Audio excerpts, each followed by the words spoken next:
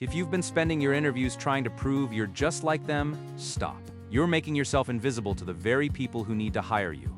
Look, the job market is rough. Average applicant volume has surged to 242 candidates for every single open corporate role. The average white-collar search now takes nearly 20 weeks. That's 5 months of waiting and trying to fit in.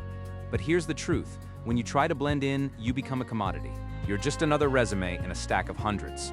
When you aim for culture fit, you're telling the recruiter, I won't cause trouble. But hiring managers aren't looking for people who won't cause trouble. They're looking for people who can solve their problems.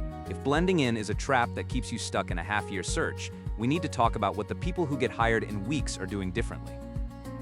We're seeing a massive shift in how companies build teams.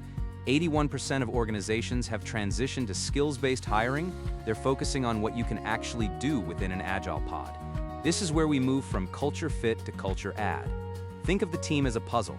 If the team already has 5 pieces that look like blue squares, they don't need a 6th.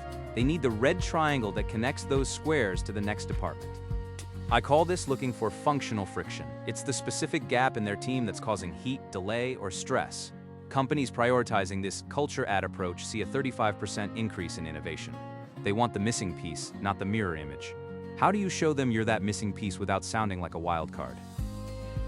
Let's look at Sarah, a project manager. She was applying for general PM roles and getting nowhere. We changed her strategy. Instead of selling a vision, she targeted teams drowning in remote work communication gaps. She pivoted her pitch to being a remote documentation specialist. In the interview, she didn't say, I'm a great culture fit. She said, Agile teams lose 20% of their velocity because documentation is fragmented. I specialize in building asynchronous systems that keep engineers focused on coding. She wasn't trying to be their friend. She was offering immediate relief. Recruiters spend only about 7 seconds on an initial scan.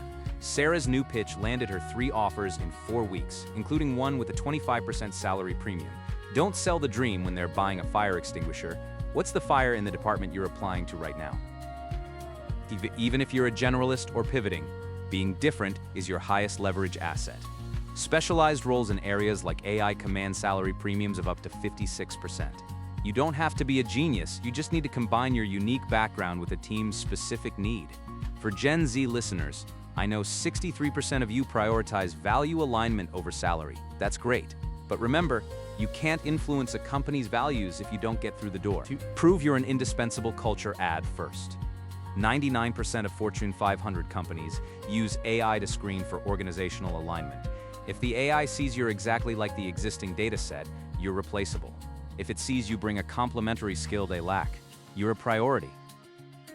Let's get practical. First, identify the team bottleneck. Read the job description again. Are they complaining about speed, quality? That's the gap. Second, rewrite your top resume bullet. Don't tell me what you did, tell me what you solved. Use the functional gap formula. I solved X problem using Y skill, which resulted in Z relief for the team. Third, prepare one culture add story. Not about how you get along with everyone, but about a time your unique perspective saved a project from groupthink. The cost of a bad hire is up to 200% of an annual salary. Managers are terrified of making a mistake.